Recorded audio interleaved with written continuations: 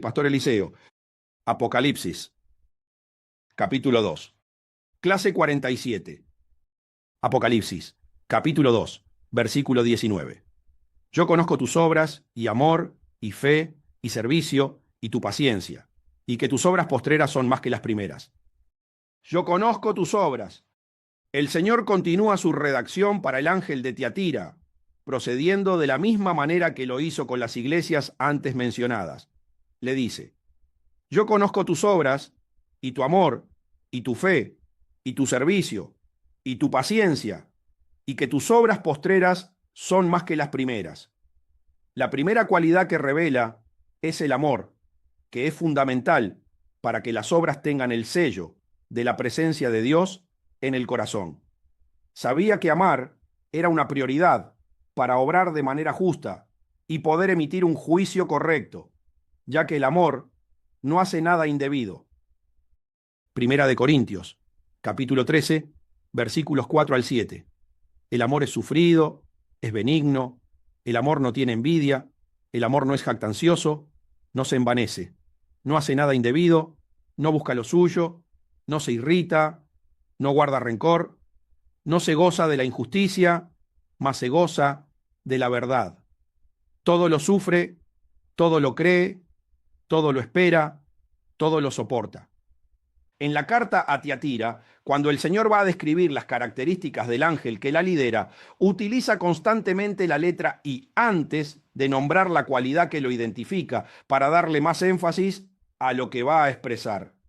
No hay una virtud más importante que el amor para encontrar a un líder que juzgue justamente, porque es incapaz de hacer algo indebido o de realizar algo incorrecto para obtener un beneficio personal en ninguna circunstancia. No toma decisiones de forma impulsiva, siempre mantiene la cordura, incluso en las situaciones más graves.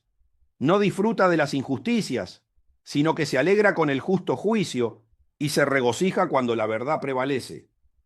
La importancia del amor para liderar. El amor es símbolo de autoridad y firmeza. Cuando ve algo incorrecto o injusto, lo corrige y busca que se haga justicia. Nadie debería liderar hasta que no tenga el amor de Dios en su corazón. Este ángel de Tiatira tenía esta virtud. El Señor reconoció que en sus obras se notaba el amor con el que las realizaba. La otra particularidad que le reconoce es que sus obras eran el fruto de la fe. Estaban sustentadas en una palabra que le había dado el Señor. Meditaba y tenía comunión con el Padre Celestial, por lo que sabía que tenía que vivir del pan de cada día para hacer su voluntad. Al morar la palabra en su corazón, el Padre Celestial podía utilizarlo cómodamente para cumplir su propósito, y ese comportamiento es el que le agrada a Dios. También le destaca su manera de servir y su buena disposición para ayudar a los demás, cualidades fundamentales para mantener el ánimo de los liderados. En general, a las personas les gusta que su líder siempre dé ejemplo. Los miembros no quieren que los mentores solo den órdenes y no se integren al equipo de trabajo. Una particularidad del amor es que está muy vinculado con el servicio. No espera a que le digan que necesitan su ayuda, sino que se anticipa a la petición. Y lo mismo sucede cuando ve que otros tienen alguna necesidad. No espera a que vengan humillados a pedirle su colaboración, sino que está pendiente de las necesidades de los demás y se ofrece antes de que le pidan ayuda. En la Escritura, servir también está relacionado con la impartición de la palabra de Dios, con predicar. Esto quiere decir que el ángel de Tiatira siempre estaba dispuesto a transmitir un mensaje del Señor.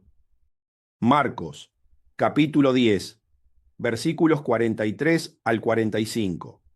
Pero no será así entre vosotros, sino que el que quiera hacerse grande entre vosotros será vuestro servidor, y el que de vosotros quiera ser el primero será siervo de todos.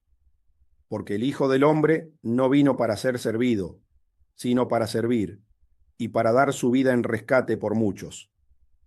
Siervo de todos. En este pasaje, el Señor Jesús les dice a sus discípulos que la forma de actuar de los hijos de Dios es opuesta a la de los hombres del mundo. Quien quiera ser grande entre los demás debe ser el servidor de todos. ¿A qué se refiere el Señor con estas palabras? A que el que quiera ser grande en su reino debe ser el que más medite en su palabra y el que más tiempo pase en oración para poder servir a los demás, enseñándoles la Escritura. El servicio está relacionado con el conocimiento del mundo espiritual. Por eso Jesús dice que Él no vino para ser servido, sino para servir. ¿Quién podía darle una palabra a Jesús para aumentar su fe? Nadie estaba en esa condición. Por eso no vino para ser servido, sino para servir. Mateo, capítulo 8, versículos 5 al 10. Entrando Jesús en Capernaum, vino a él un centurión, rogándole y diciendo: Señor, mi criado está postrado en casa, paralítico, gravemente atormentado. Y Jesús le dijo: Yo iré y le sanaré. Respondió el centurión y dijo: Señor, no soy digno de que entres bajo mi techo, solamente di la palabra, y mi criado sanará. Porque también yo soy hombre bajo autoridad, y tengo bajo mis órdenes soldados. Y digo a este: ve, y va, y al otro: ven, y viene, y a mi siervo: haz esto, y lo hace. Al oírlo Jesús se maravilló, y dijo a los que le seguían: de cierto os digo, que ni aun en Israel he hallado tanta fe. Jesús se maravillaba cuando oía respuestas de algunos de sus seguidores a sus palabras, como cuando el centurión romano le dijo: solo di la palabra y mi siervo sanará. O cuando la mujer sirofenicia le dijo: también los perrillos comen de las migajas que caen de la mesa de sus amos. Estas eran respuestas de fe que lo gratificaban mucho, porque reflejaban que lo identificaban con el Hijo de Dios. Sin embargo, nadie podía darle una palabra que aumentara su fe, por lo que estaba destinado solo a servir. Por tanto, si los discípulos querían tener un papel relevante en el reino, debían pasar mucho tiempo con el Señor para desarrollar su conocimiento espiritual y destacar del resto de creyentes. Daniel, capítulo 6, versículo 3. Pero Daniel mismo era superior a estos sátrapas y gobernadores, porque había en él un espíritu superior, y el rey pensó en ponerlo sobre todo el reino. Un espíritu superior. Es reconocida la relación que el profeta Daniel tenía con Dios, y por ese motivo, los líderes satánicos del rey Darío lo vigilaban constantemente. En consecuencia, se confabularon para destruirlo y tramaron un engaño para que muriera. Utilizaron como medio para que cayera en la trampa el hecho de que oraba a su Dios 3 veces al día para consultar cuál era su voluntad. Por eso era muy amado por el Creador, que lo dotó de un espíritu superior. Y Jesús, entre las virtudes del ángel de la iglesia de Tiatira, destacó su voluntad para servir. Probablemente se refería a su buena disposición para alimentar a sus hermanos en los momentos de necesidad espiritual y fortalecerles la fe. El Señor continúa describiendo sus cualidades y ahora va a destacar su paciencia, que es uno de los mayores atributos para demostrar fe, ya que significa que todas sus obras se basaban en la palabra de Dios. La paciencia es el pilar del cumplimiento de las promesas de Dios, que suelen tardar en cumplirse. Sin paciencia es imposible soportar hasta que se materialice la promesa. La paciencia confirma que le creyó a Dios y a su palabra, y por ese motivo, a pesar de todos los obstáculos que le pone el reino enemigo para desanimarle y hacer que deje de confiar, los supera con la paciencia y continúa esperando con seguridad hasta el cumplimiento de la promesa. Santiago, capítulo 1, versículos 2 al 4. Hermanos míos, tened por sumo gozo cuando os halláis en diversas pruebas, sabiendo que la prueba de vuestra fe produce paciencia. Mas tenga la paciencia su obra completa, para que seáis perfectos y cabales, sin que os falte cosa alguna. La importancia de la paciencia. Santiago enseña muy bien acerca de la importancia de la paciencia.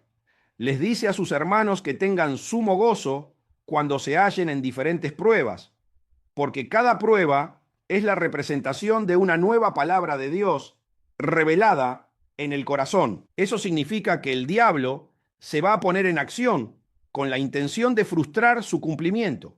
Por eso, cada nueva revelación de la palabra de Dios que se guarda en el corazón viene acompañada de la persecución del enemigo. El cumplimiento viene en combo. La promesa se complementa con el ataque del diablo. Esa es la señal de que la palabra vino de Dios. La convicción que viene del cielo se conoce como la palabra fe. Es una nueva creencia que se forma en el corazón y cambia la personalidad del creyente porque quita una característica de Satanás y pone una nueva que manifiesta al Hijo de Dios. La nueva palabra de Dios que se recibe en el corazón se convierte en una nueva creencia. Y eso es la fe, que motiva a la paciencia para soportar la adversidad hasta que se cumpla. En consecuencia, la paciencia debe completar su obra para que no falte nada. Cada palabra de Dios trae consigo una bendición del cielo y hay que tener paciencia hasta que se cumpla. Sus obras postreras son más que las primeras. Y el Señor culmina esta expresión diciéndole al ángel de la iglesia de Tiatira que sus obras postreras son más que las primeras.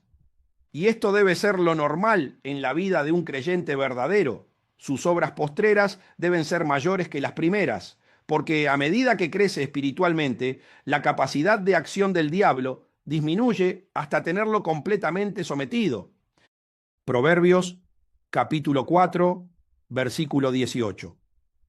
Mas la senda de los justos es como la luz de la aurora, que va en aumento hasta que el día es perfecto. Este versículo revela el comportamiento que debe tener un verdadero creyente.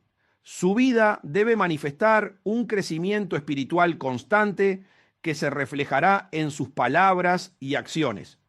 La aurora representa el inicio de la conversión, cuando el creyente recibe el Espíritu Santo y comienza a meditar en la palabra de Dios. Al principio no se aprecia mucho la personalidad de Jesús, pero se producen cambios radicales en su vida que permiten vislumbrar los primeros rayos de luz. Se compara al creyente con la aurora, porque cuando sale el sol, todavía queda mucha oscuridad de la noche y hay poca luz. A medida que el sol avanza, la luminosidad aumenta y la oscuridad disminuye hasta que llega el mediodía, momento en el que la luminosidad del sol es perfecta, porque ha consumido por completo la presencia de la oscuridad. Con el Hijo de Dios debe pasar lo mismo.